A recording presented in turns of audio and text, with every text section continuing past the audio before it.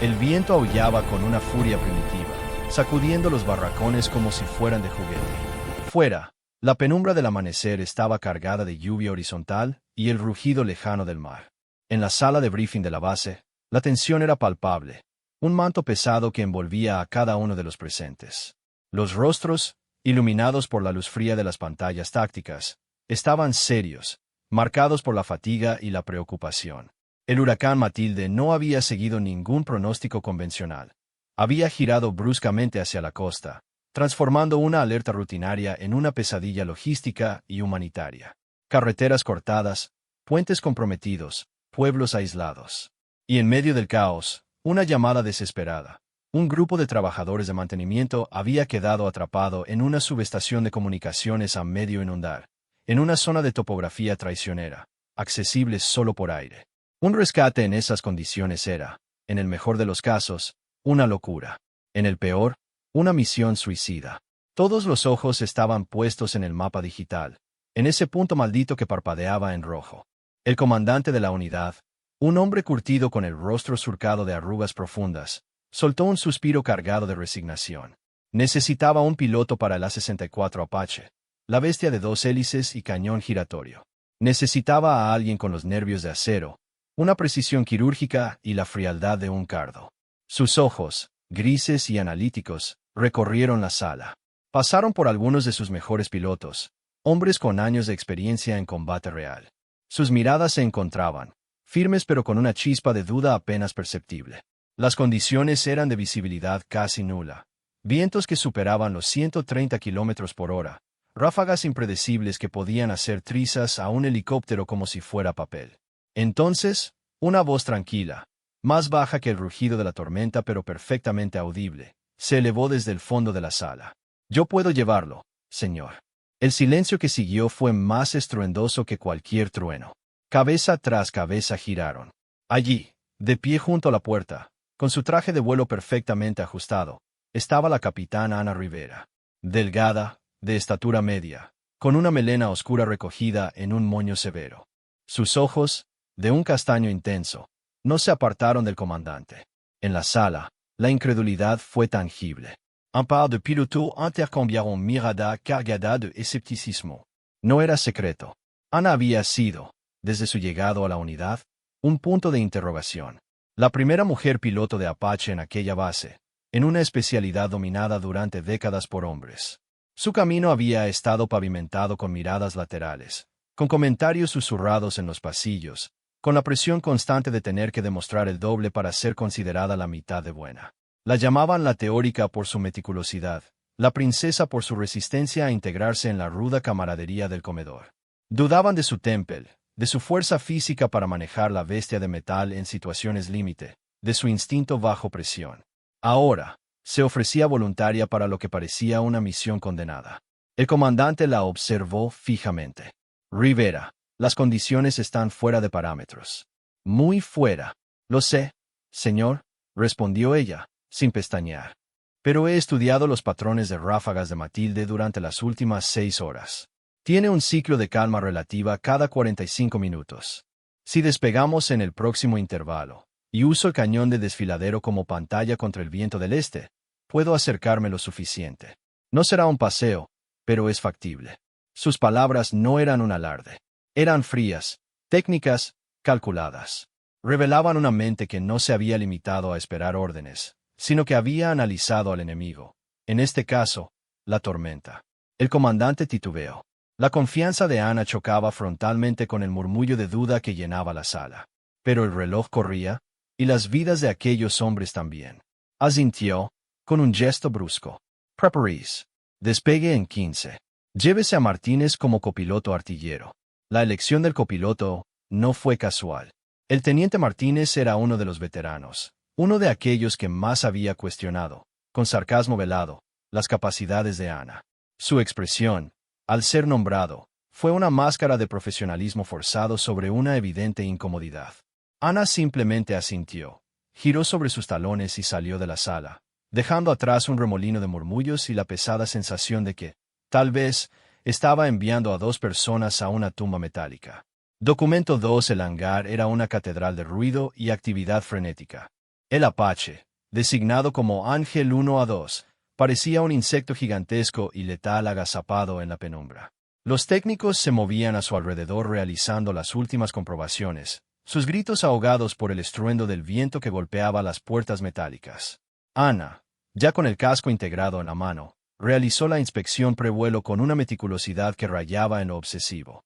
Tocó paneles, revisó indicadores, sus ojos escudriñando cada centímetro de la aeronave. Sabía que en esas condiciones, un fallo menor se convertiría en catastrófico. Martínez se acercó, ajustándose el casco. Su voz sonó en el intercomunicación interno, sin mediación de la cortesía. ¿Está segura de los cálculos, capitán? El viento en el desfiladero puede crear turbulencias de rotación brutales. Nos hará pedazos. Ana no levantó la vista de la checklist digital en su tablet. Los cálculos son correctos, teniente. Las turbulencias están previstas. Pilotaré por instrumentos y por el radar de terreno. Su trabajo es escanear la zona de rescate y asegurar el perímetro. Claro. Su tono era plano, profesional, sin espacio para la discusión. Martínez apretó la mandíbula. Claro. Subieron a la cabina. Ana en el asiento trasero y superior, desde donde se pilota. Martínez en el delantero, con el control de los sistemas de armas y sensores. El arranque de los motores fue un rugido que se fundió con el de la tormenta. Las palas del rotor principal comenzaron a girar, lentamente al principio, luego transformándose en un disco borroso que cortaba la lluvia como una cuchilla gigante. Ana sintió la vibración familiar del aparato, una extensión de su propio cuerpo. Pero hoy, la bestia parecía inquieta, tensa, como si supiera el desafío que les esperaba. El despegue fue una batalla instantánea.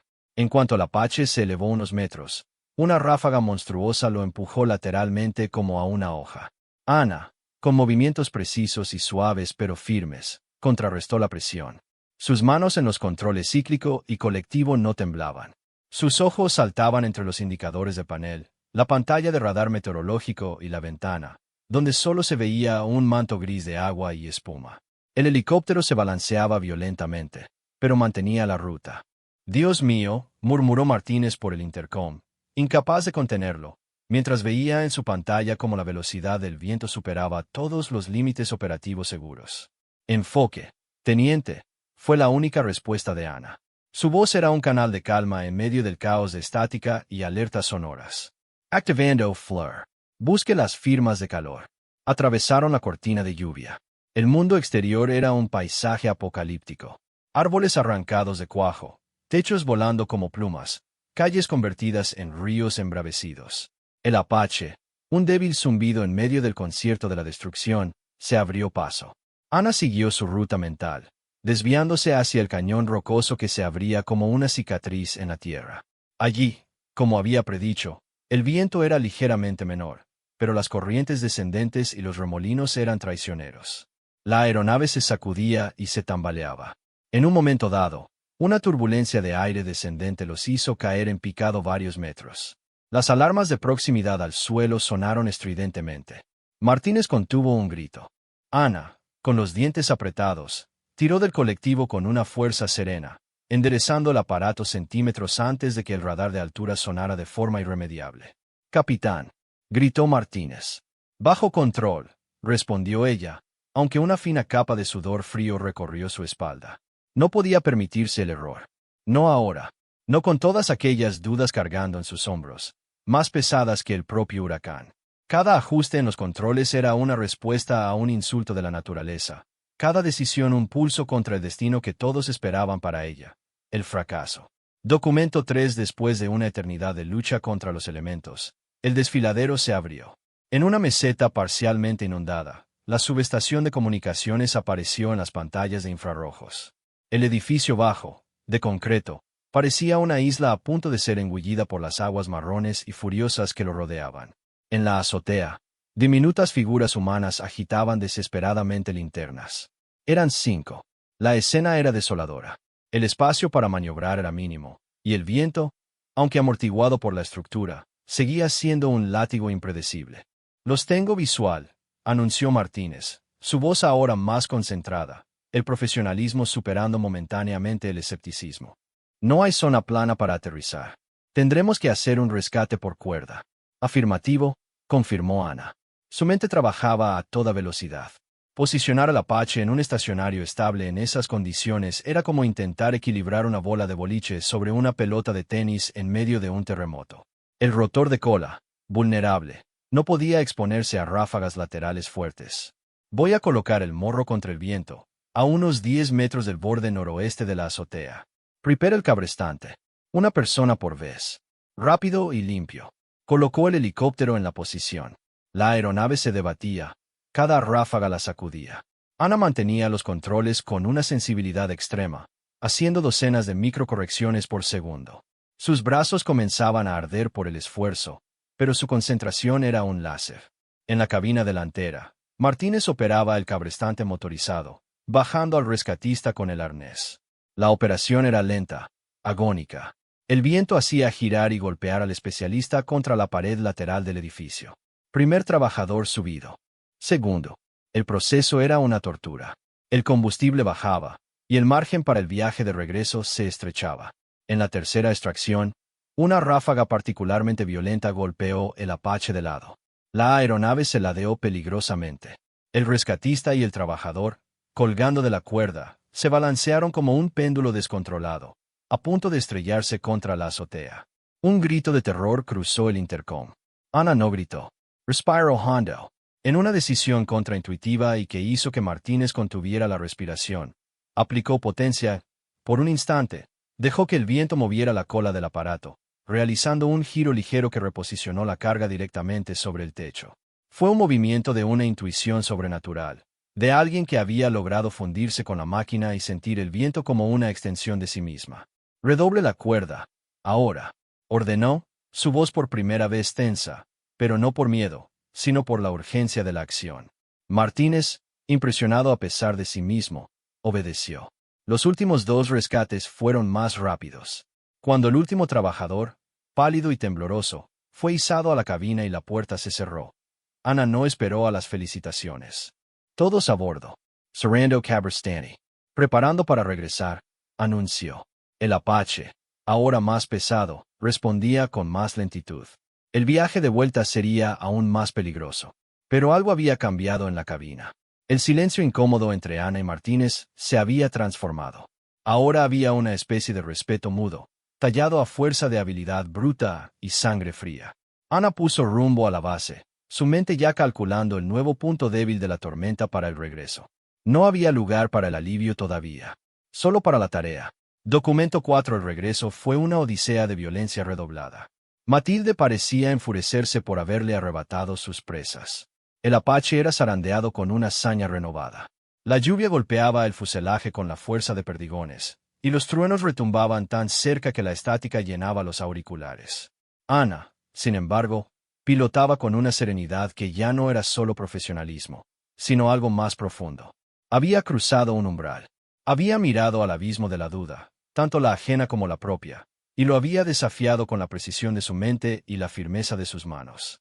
Cada turbulencia superada, cada ráfaga contrarrestada, era una respuesta silenciosa a cada murmullo, cada mirada de soslayo, cada calificativo despectivo. Martínez, en su asiento, ya no monitoreaba solo los sistemas. Observaba, a través del sistema de cámaras, los movimientos de los controles en la cabina trasera. Veía la economía de movimiento, la anticipación casi profética a los bandazos del aparato. No había titubeo, solo acción pura y calculada. Una admiración genuina, nacida en el campo de batalla de la tormenta, comenzó a reemplazar su antiguo escepticismo. Por el intercom, informaba los datos de combustible y la ruta, pero su tono era ahora el de un compañero, no el de un supervisor reacio. Base. Aquí Ángel 1-2. Misión cumplida. 5 civiles a bordo. Regresando a casa, anunció Ana. Su voz era un oasis de calma en el éter lleno de interferencias. Desde el control de tierra, la respuesta del comandante sonó incrédula y aliviada a la vez. Recibido, Ángel 1-2. Los estamos esperando. El intervalo de calma se está cerrando. Appearance. Cuando la silueta fantasmagórica de la base apareció en la pantalla de radar, rodeada por la furia de la tormenta, el combustible estaba en los límites críticos. La aproximación final fue quizás el momento más delicado. El viento cruzado en la pista era una bestia indomable. Ana alineó el Apache, su cuerpo entero convertido en un instrumento de percepción. Sentía el peso, la resistencia, el empuje del viento. Respiró lentamente, sincronizando su pulso con el latido de los motores. Suavemente, con una delicadeza infinita, fue bajando el colectivo mientras contrarrestaba el empuje lateral con el cíclico. Las ruedas tocaron el asfalto con un suave chirrido, y el Apache se asentó, firme, en medio del infierno climático. El motor se apagó, y el rugido de los rotores decayó hasta convertirse en un silencio relativo, roto solo por el aullido del viento y el golpeteo de la lluvia. En la cabina, por un momento, no hubo sonido. Luego, Ana se quitó el casco. Su cabello, húmedo de sudor, cayó sobre sus hombros. Apoyó la cabeza contra el respaldo del asiento y cerró los ojos por un instante, agotada. Había sido la prueba definitiva. La puerta de la cabina se abrió desde el exterior. El personal de tierra, con capuchas contra la lluvia, esperaba para ayudar a los civiles y revisar la aeronave. Ana descendió, sus piernas un poco débiles por la tensión acumulada. El comandante, también presente, se acercó. Su expresión era una mezcla de asombro y alivio. Iba a decir algo, quizás una felicitación oficial, cuando su mirada se fijó en el rostro de la capitán. Allí, bajo la lluvia que limpiaba el polvo y la fatiga, Ana Rivera esbozaba una sonrisa. No era una sonrisa de triunfo ostentoso, ni de arrogancia. Era una sonrisa tranquila, profunda, que nacía desde un lugar íntimo de realización. Era la sonrisa de quien había estado al borde del abismo. Había volado a través de él y había regresado, no solo con vidas salvadas, sino con la certeza silenciosa e inquebrantable de saber quién era y de lo que era capaz. La duda, aquella nube que la había seguido durante años, se había disipado, barrida por los vientos de un huracán al que ella había desafiado y vencido. Martínez se bajó a su lado, y sin mediar palabras, asintió hacia ella con un gesto de respeto que valía más que cualquier medalla. Ana devolvió el gesto con una leve inclinación de cabeza. Luego, mientras los trabajadores rescatados eran atendidos y el Apache, maltrecho pero victorioso, era empujado hacia el hangar, ella caminó hacia el interior, con esa sonrisa aún dibujada en su rostro. La tormenta aún rugía afuera, pero dentro de ella, había una calma perfecta, conquistada. Todos habían dudado de ella. Y ahora, todos sabían.